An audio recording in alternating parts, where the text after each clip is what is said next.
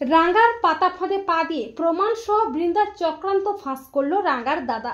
হ্যাঁ বন্ধুরা, আমরা এমনটাই দেখতে পাবো রাঙ্গামতি তীরন্দাজ ধারাবাহিকের আগামী পর্বগুলোতে। একলব্য রাঙ্গাকে অবিশ্বাস করে, কিন্তু সংগ্রাম সেন ও অফিসার সত্যজিৎ রাঙ্গাকে বিশ্বাস করে রাঙ্গার পাশে দাঁড়ায়। রাঙ্গা বলে, মোর লড়াইটা মোকেই করতে হবে, মু নিজেকে ঠিক নির্দোষ প্রমাণ করবই। যারা মোর বিরুদ্ধে এত বড় চক্রান্তটা করেছে তাদের আমি তীরের ডগা দিয়ে ফুঁড়ে বেট্টো করবই। এরপর আসল চক্রান্তকারীকে খুঁজে বের করার জন্য ফাঁদ পাতে রাঙ্গা। রাঙ্গা তার দাদার সাথে আলাদা করে কথা বলে, এমনকি রাঙ্গা তার দাদার সাথে মিথ্যে হাত মেলানো নাটক করে, যদিও একলব্য রাঙ্গাকে আবারও ভুল বোঝে।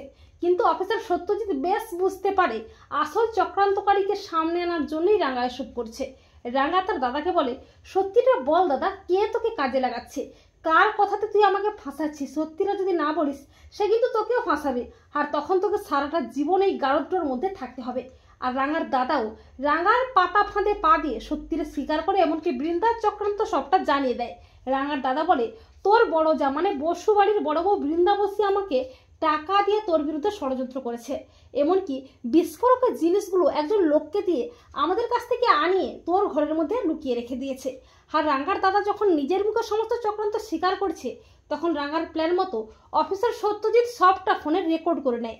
তো বন্ধুরা, তোমরাও এটাই চাও তো যে রাঙ্গার পাতা ফাঁদে পা দিয়ে প্রমাণ সহ যেন বৃন্দার চক্রান্ত ফাঁস করে রাঙ্গার দাদা? কমেন্ট করে এক্ষুনি জানিয়ে দাও তোমাদের মতামতটি।